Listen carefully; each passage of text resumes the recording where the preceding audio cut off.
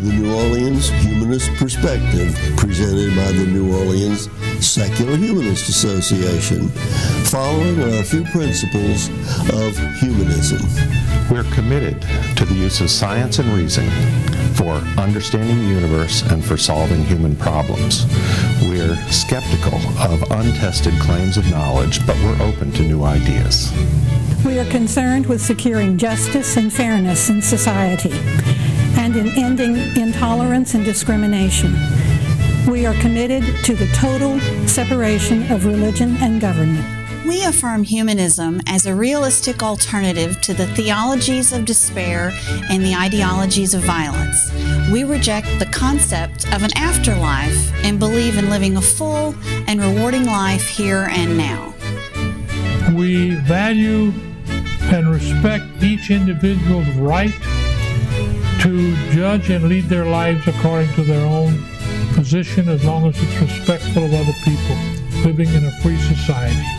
We hope you enjoy today's program and others in the weeks to follow. Hello, and welcome to the New Orleans Humanist Perspective, brought to you by the New Orleans Secular Humanist Association. My name is Beth Deitch, and I'll be your host tonight. I am the membership coordinator for NOSHA, as well as a member of the board. And you can go to nosha.org to find out more about the organization or about humanism in general. And today we are going to engage in some Francophilia with the biggest Francophile I know. My guest today is William Gautreaux, who is of Acadian Cajun ancestry and teaches high school French in the International Baccalaureate program at Riverdale High School in Jefferson Parish. He's taught for 30 years, mainly French. You get that. We're both old, honey. He's taught for 30 years, mainly French, but Spanish and Latin as well, in Jefferson and East Baton Rouge parishes, grades 6 through 12. And Mr. Gautreaux holds a Certificate of Education Specialist in the Pedagogy of Foreign Languages, a Master's in French Literature, and a Master's in Curriculum and Instruction from LSU in Baton Rouge. So welcome, William. Thank you. How are you doing today? I'm doing great. You know, and I know you were a little nervous about being on here. So I thought maybe we could make it more like just a casual conversation here. Oh, wow. Like we perhaps, as if we are sitting at a French bistro. Oh. And we can enjoy this lovely little French. Say this for us. Say it correctly. Macon Village, Chardonnay. Macon Village, Élevé en Chardonnay. bouteille par Louis Jadot. All right. So how about you pour us a couple of glasses of that? Sure. And yeah, it's just like we're sitting on the Champs-Élysées. Mm-hmm. And let's see, we can have a little. I think I've got a little more ambiance here. We'll have our little. Look, it's got a little Eiffel Tower. Très sympa. Eiffel Tower and flower. That's too much. Oh, bien sûr. There's a little French flag here. We'll put it out of the way. Oh, there nice. we go. Thank you. All right. Okay. So now, doesn't it feel like we're just having a conversation? It does. Yes. Yes. Wine makes everything better. So let's start with teaching French to kids. How important do you think it is that kids learn a foreign language? And do you think French is an especially good one to learn? Well, if we're teaching our children to be world citizens, we want to teach them, ways that they can function outside of our borders. Mm-hmm. And so, in the world, most countries teach English as a foreign language, and following English is probably French is taught in most. It was probably in second place. Mm-hmm. So, if a student were to travel outside the U.S., probably English would come in handy first of all, and then after that maybe French, mm-hmm. probably. It depends where you want to go to, mm-hmm. but French is pretty much it's an official language of the European Union. Is it spoken more places than Spanish? Yeah, French is spoken in about 50 countries, territories in the world, Spanish in about 20 or 30. Really? And English is spoken in about 100. Mm-hmm. That's places where it's widely taught as a second language, or it's learned as a native language. Well, I think thanks to the internet, a little bit of English is sort of infiltrating almost everywhere. Yeah, but I think that English is one of the main languages of the internet, just Mm-hmm. because it's always been an international language. So. Right. So, but you said now functioning outside our borders. Now, Mm-hmm. we are in New Orleans, which Right. has a French heritage. And are there opportunities to use French here? Are there any communities that actually speak French as an everyday language around here anymore? No, not really. I mean, French hasn't been used in New Orleans, for example, since the 1830s. I mean, you have... Anywhere in Louisiana? Well, you have Cajun French that was, used as a native language in the southern parishes up until maybe the 1940s. And then with TV and radio and whatnot, it became, surpassed by English. Also, in the 1920s, you had this whole era of xenophobia where, if you spoke a different language other than English, you weren't a true American. And for example, my grandparents... Oh, I'm glad that's all a thing of the past, huh? Well, no, not really. Right. But my grandparents also... But now it's not focusing on French.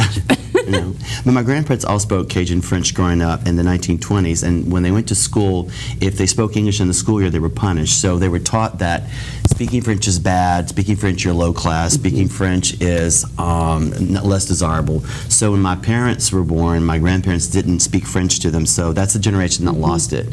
Now that's in the, Lafourche, Terrebonne area. In Lafayette, French held on a little longer, so it was used as a native language a little longer in those places. There are probably some families that use it as a native language, but not so much. I mean, you have immersion schools in Lafayette area, you have immersion schools here, so there are people who speak it, but there are no families that probably speak it as a native language.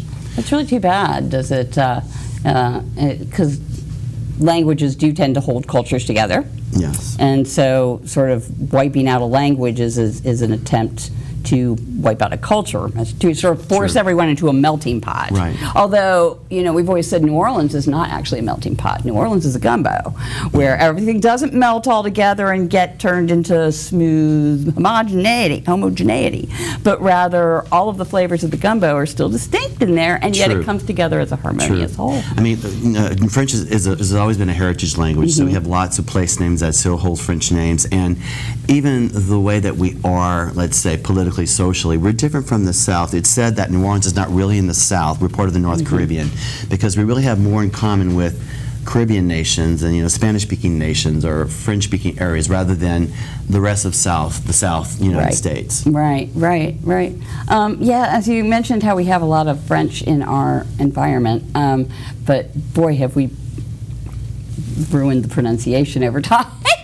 And things like vous carré is not too bad. They kind of but when you get something like charters, does that just make you cringe or does it make you laugh? No, I mean, I'm not a snob about that because it is hard for an English speaker to say châtre or vieux carré, I was just talking about that today in my French classes. But if you study French even just like 2 months with me, I mean, the pronunciation isn't as hard as people think. There are only two sounds that are really hard. It's the R, and the U. The rest are not really that hard to pronounce. They just don't exist in English.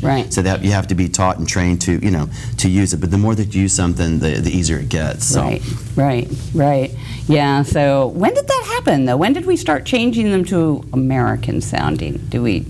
I think, I've read, some things, and we don't know the exact truth because we don't know exactly what happened linguistically. But, for example, in the French Quarter, you have Burgundy Street, which is pronounced Burgundy Street, and I think there's a reason for that because in French it's Rue de Bourgogne. The accent's on the Gogne part, so we try to imitate that in English. We say Burgundy. So it kept the syllabic emphasis. Yes, even though same thing as Calliope. In French it's Calliope, even though in English it's Calliope. So you have all these local pronunciations, but I think that sometimes it's that way because they're trying to mimic the syllabic emphasis that came from French. Yeah, or maybe that just never went away. Probably. The vowel sounds changed, but the sort of cadence of the words stayed. I guess in the French Quarter where you had French speakers there until let's say the mid 1800s, the English speakers heard them say Bourgogne, streets. Oh, Burgundy Street. So we just can imagine that's why that happened. Now it's just a way to tell people who don't live here. Right, and you can't fight local pronunciation. When I moved here 20 years ago, I tried to say Burgundy Street, and you learn every street name by saying it wrong and having somebody laugh at you. Yeah. Although I did learn Chapatoulas from the radio because I had looked at the street sign when People I saw that. This was some 30 years ago, and tried to sound it out and kind of gave up. And then later on the radio, I heard an ad for some business that was on Chapatoulas Street. And I was, that's how you say that. But otherwise, most of them I made a stab at, and somebody laughed at me. And then I was like, well, how do you say it? And then I learned. But it makes it special by having those special pronunciations for those streets. Oh, yeah. It kind of gives us that little in-group feel. feeling. Yes. You know, so how French is the French? Yes, very nice wine, isn't it? It's nice and bright. Very. So how French is the French Quarter? Well, the French Quarter, actually there were 2 fires in late 1700s, so it burned down most of the French Quarter. So all the buildings are more Spanish style, because the Spanish owned Louisiana from like 1763 to 1803. So all the new building happened during that time. So all the So there were the iron, French and then the Spanish. Yeah. So all the wrought iron that you see in the French Quarter is really Spanish style, and then the Americans bought Louisiana in 1803. So then you had the early, Greek revival and all that. But most of all the wrought iron But balconies didn't we that buy you it see, from France? Well, he went French to Spanish, back to French for a bit, and then to American, 1803. So it was And so that's how the street names got back, because you still have those little plaques on the wall that have Calle But whatever. those are just Spanish that versions have of the this- French names. Yeah. All the names of the streets from 1718 are pretty much the same today. There are a few in the French Quarter that are not. And then when Louisiana was Spanish, they changed the names to the Spanish names. For example, Bourbon Street was Calle de Bourbon, which is Bourbon in Spanish, But like Calle de Santa Ana, is St. Anne Street. But it pretty much kept the same names. I mean, it's... Did they still call it New Orleans or Nouvelle Well, Orleans? in French, it's La Nouvelle Orléans, which is Right, original. so where is the old Orleans? Well, it's not named for the city of Orléans in France. It's named for the Duke of Orléans. Oh. And the Duke of Orléans was the king's uncle, who was his regent at the time, because King Louis XV was 5 years old when Louisiana was founded, when the colony was founded in 1718. So since he couldn't rule as a 5-year-old, his uncle ruled in his place. So in honor of him, they named the capital after his uncle, the Duke of Orléans. I forget what his name was. But Right. anyway, the La Nouvelle Orléans. Right. So, what are some of the ways that you kind of try to connect your students to more than just the language, just the words, to the heritage of the area? Is New Orleans an especially rich place to be able to do that? Teaching French? New Orleans, Louisiana keeps a close connection to French-speaking countries like Canada, Belgium, France. There are lots of programs, exchange programs for high school students, university students, even teachers like myself. I could go on a French teacher program every 3 years if I wanted. So we have lots of those programs, lots of exchanges.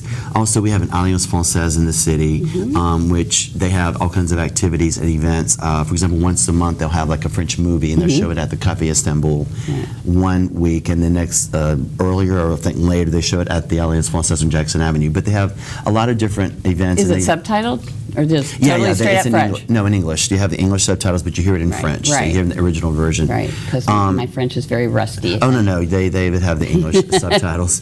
And they have lots of activities. They would teach French classes and lots of things. Yeah, I was going to ask about that, about if adults wanted to learn a language, learn French. Yeah, the Alliance has like 8-week classes. And also there's another place called the l'Union Française, the French Union. It's on St. Charles, the one parallel to St. Charles. It's on Britannia yes, there. it's on Yeah, Britannia. it's kind of, isn't it around General Pershing? Something like that. Yeah. That area uptown. Yeah, I've seen it. So they have French classes also. Those are the only 2 organizations where I know they have French. But French, there's a big French presence in New Orleans. There are lots of opportunities to enjoy and use your French. I can mention the opera. Oh yeah, that's right. You do the opera. The New Orleans Opera, about once a year, but not every single year, there's at least one opera in French, and that kind of keeps us connected to our French heritage. But again, subtitled? Super titled. Well, because when you're in the theater, the titles are above the stage. Right. Not down in the orchestra pit. No. So you're sitting there, you just look up. Right. This year we're doing Faust, which is Gounod's Faust. That's going to be the one in French? Yeah, that's the main one in French, and I'm actually singing in that one. I so want to see that. Oh, that'll be awesome. You're in that, yes? It's great. It'll be my 4th time to be in that one. Yeah. Oh, that's fantastic. It's really fun, and I do take my students to actually all the operas. And when one's in French, we do a lot of stuff in class. I'll do like storytelling, and for each act, and I'll tell them the story in French. So by the time they get to the opera, they know the story, they know the French, and they're really excited because they can. You have to do that for me. You'll have to do that for me before I go see the opera. Because I just don't really know much of anything about opera. So you have to go to something that maybe you connect with. I am not averse, but I have little familiarity. I can make you a chaperone for Faust. So. Okay, that'll be fun. Then I'll go with you your just have to students sit with and kids, everything. That's fine. They're kids who are you teach some smart kids, because you're not just doing this run of the mill basic French class, right? Now you're doing this Well, the IB? kids we take Riverdale High School is a public high school, and we do have an IB, International Baccalaureate program, but it's not like you take a test to get in. So they choose. But it's hard. Yes. Oh, it's rigorous. Yeah, it's a curriculum that's like the best of the curriculums of like Great Britain, the Netherlands, Germany, and France, and they have this curriculum in schools all over the world. Right. And in Jefferson Parish, we have 2 sites: one on the West Bank at John Ehret High School, and at our school on the East Bank, Riverdale High School. So kids can come in from other areas to come to our school. And it's a rigorous advanced program. It's not like we take all the cream of the crop. It's like the kids decide to come and take this rigorous program. But if they stick with it. I am privileged to teach these kinds of kids. Yeah, the ones who really want to put in that kind of effort. And like you said, if they stick with it and go all the way to the end, and they actually earn the diploma, they can earn the equivalent of like 30 hours of college credits when they get to college. Yeah. Well, yeah, and your kids do, definitely sort of seem to have motivation to put their French to use and kind of get out there in the community. I know that you had a student who was who entered in there's a contest to be Joan of Arc in the Crew de Jeanne d'Arc. Crew de Jeanne d'Arc, yeah, the Crew of Joan of Arc. That's a crew that's been existing, I think, 8 years, and it's the first parade of the Mardi Gras season because it's January 6th, which is Joan of Arc's birthday. Which is Epiphany, which is 12th night. It all coincides. Right. And it's the only medieval marching parade in New Orleans. It goes through the French Quarter. Medieval marching parade? Yes. Because so what does that mean, I'm medieval? Well, we dress in medieval costumes. That's fun. Yeah, because we represent all kinds of aspects of Joan's life, like the village that she grew up in, or the voices that she heard, or different aspects of her life. It's like 300 people. So back to the contest you were talking about. Each year there's a contest to be Joan of Arc. It's a high school student in the New Orleans area, and she's got to be a student of French. And she has to write 2 essays in French, and she has to be interviewed. She goes through 2 interviews. And when the girl that they pick, she gets riding lessons. Oh, fun. And then for the parade, she rides a horse at the head of the parade, and she is Joan of Arc dressed in armor. And so last year was the first year that I entered one of my students to enter the contest, and she wrote her essays and went through the interview process. She got down to the final 2, and she didn't win. But it's a great contest because the essays have to do with leadership and how does Joan inspire you. And it's nice to have somebody who's at the front of a Mardi Gras parade for actually like doing something rather than just being someone important's kid. Yeah, it's competitive. Yeah, from just being like, socialite. This is true, yeah. Famous for famous or whatever, famous for being rich. So, yeah, I kind of like that it's actually a merit sort of competition. Yeah, and that's what I like. That's why I enter my student in it, because it is based on that. Anyone who knows me knows I'm against popularity contests. Yeah, now you went to France this summer, did you not? Yeah. And you visited Joan of Arc's. Oh, I did, yes. Wow, I remember that. Yeah, I went to France for a month this summer, and I went to places I'd never been before. I've been to France 17 times, and I never rented a car and went all over 17 Brittany. times? Yeah, it's been 17 times. So I rented a car and went all over Brittany and all over Normandy for 7 days. And my last stop before going back to Paris was Rouen, the place where she was executed. And so the exact spot where the stake stood, there's a memorial to her. And so the last night I was there, I had dinner in the square, and I was looking at the spot where I feel like I saw that picture, and it kind of just looked like a field. No, it's flowers around it. It was kind of uneventful. But I mean, there's not any sort of monument or something. Not there, not on that spot. Well, it's like a square, and you can sit around it and look at it. But there's a church in the square, so that's the Joan of Arc church. It's kind of a modernistic-looking church. It wasn't how open. do you feel about that? Because I mean, isn't the church? Well, she's a saint, in the Catholic Church. She's the patron saint of France. But then who burned her? The English Catholic Church. Because I thought wasn't that the church? But they apologized 30 years later and said, "Oops, we're sorry. Oops, our bad." Yeah. Bring her back. She's dead. Yeah. Because you see, back then it wasn't a crime to wage war, so they had to get her on something else. So they had to get her on. Oh, you heard voices from God. Now that's voices from the devil. So are you? It's like witchcraft or something. Yes, exactly. And what they really got her for was she was dressing in men's clothes, which is against the Bible. No trans people. We're still there. No. We have not moved one bit on that one with the religious view of that's some kind of horrible travesty that will bring all of civilization down. Well, what happened was she agreed to life in prison as long as she wouldn't do those things. Well, the local lords were going in there and raping her was going on. And in so many words, from what we can read, what she wrote, because you didn't talk about rape back then. So they were raping her. So what she did was she put men's clothes back on to protect herself. And then so the local the prison guards came over and said, "Oh, look, you're dressing in men's clothes. Well, we could execute you now, Joan." Oh, because you violated your terms. Correct. Right. Right. Right. So, so I've written a one-act play about her for my students to perform, and we did it a few years ago, and so it was really neat Where? sitting. There's a foreign language festival at Southeastern Louisiana University in Hammond every April. And when I was at John Everett High School, I took my students there for 17 years in a row. I've been at Riverdale it's my third year, and so I have to build up my students. So right now I have third and fourth year students. So we're going to try to do a play this year, but it's going to be not that play, not just. Is it another one you've written though? Yeah. Well, it's based on a movie called Au revoir les enfants, Goodbye Children. It was nominated for an Oscar in '87. What I do is I took the movie version and condensed it to 15 minutes because that's the limit for the play. And we're going to do that mainly because a lot of kids that I have are going to be in French 3, and so Joan of Arc play has long speeches. Joan's got to be someone really too much, right? Yeah, so we're going to start off with something I think they can handle. So there's a lot of roles, and each role is medium size rather than big chunky roles like Marie Antoinette or Joan of Arc. Right, right. Like it'll maybe be another year before you'll then have students at the level. Yeah. Well, the last 2 years I was at Riverdale, we didn't go to the festival. This year I want to go. I think they're ready. What do they get judged on? Oh, is it their ability, or is it you writing your play? Or? No, it's not about me. It's not about me. And the judges don't even know who writes the play. It's French. It should be about the French, what it usually ends up being, because I usually watch the plays when I go. How well they do the language? Yeah, I mean, it's I don't know, you know, the criteria, it's pronunciation, enunciation, it's acting, it's the story. But I think, the plays I like to write, I like it to grab you emotionally and make you think. Right. And so I think these historical characters, and I always pick something that happened in France, and I pick a historical character, and I want it to move you. And so, I sit in the audience, I watch the judges' reaction, and they're like, I like to, to move someone. So I think the story of Joan of Arc or Marie Antoinette, I have a lot to say about those kinds of things. Right. See, but when you write your story of Joan of Arc, do you have to kind of go carefully on criticism of religion? No, I just tell the truth. No, it's factual. It's, I don't have to make up anything to show what happened. I mean, the church really did. It was well, the church told her that they would put her in a church prison, which they didn't. They just put her in a local whatever. Was church prison better? Well, they were supposed to protect her. It was supposed to be, it was supposed to be better. Right. But anyway, it didn't. And so that's really why she's burned at the stake, because she went back on what she said.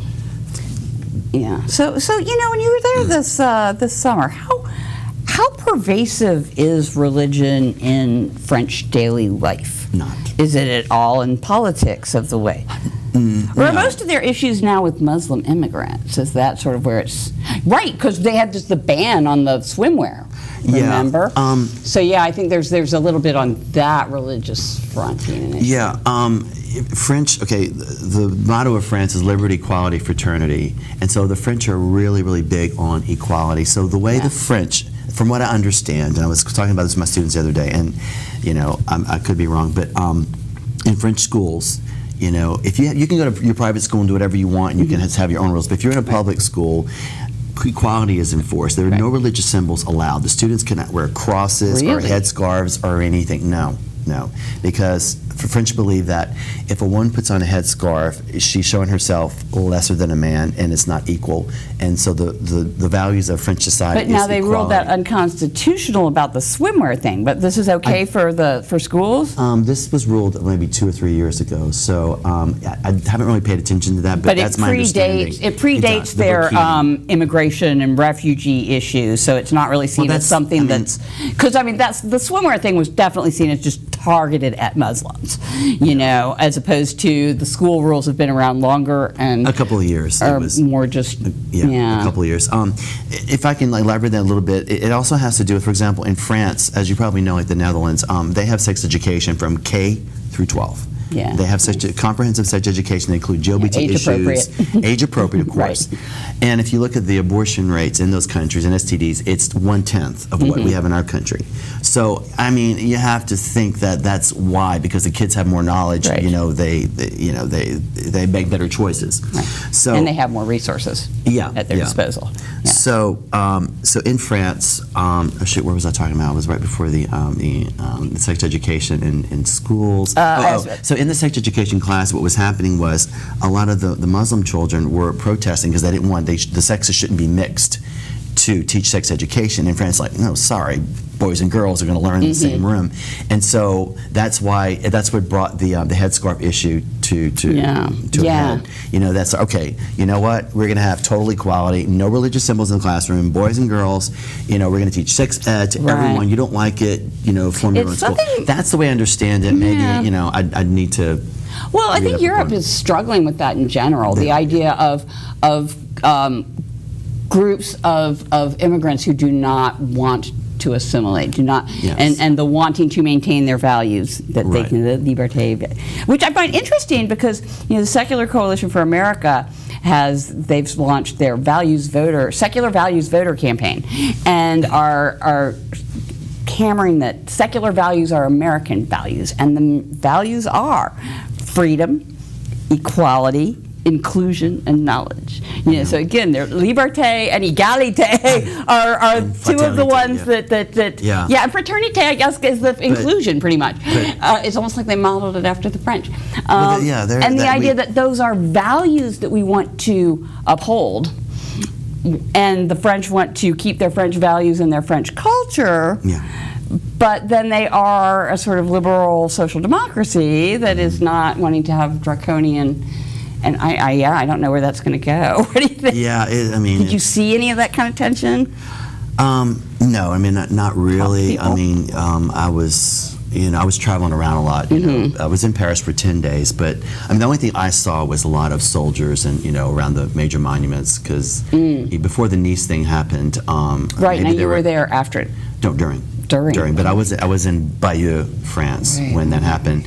I was in my hotel room. I was watching the concert in Paris on TV and the fireworks, and that ended at midnight. Turned the TV off. It wasn't until the morning where I saw that all that had happened. Right. So they've upped security in their and guess, you know, they had upped security all over France. I mean, because I did see lots of soldiers near the monuments in Paris. I mean, you know, certainly we're dealing with that somewhat in this country, but European nations are dealing with a bigger influx of people who just sort of walk across a border, and it's not an easy question, you know, of sort of competing pressures toward inclusive ideals and tolerance. So, but it's funny how when you say liberty and equality, it means different things to certain people. You know, like, you know, liberty for me to impose on you my religious views, or, you know, we're having that problem and I too. so wish we had time to talk about it, but we are, believe it or not, out of time. I told you if we had wine, it would just zip by. I know, finish my glass. You know? So again, I want to thank everybody for watching the New Orleans Humanist Perspective. You can go to www.nosha.org in order to find out more about our organization, and we hope to see you in the future at the New Orleans Humanist Perspective here. Cheers.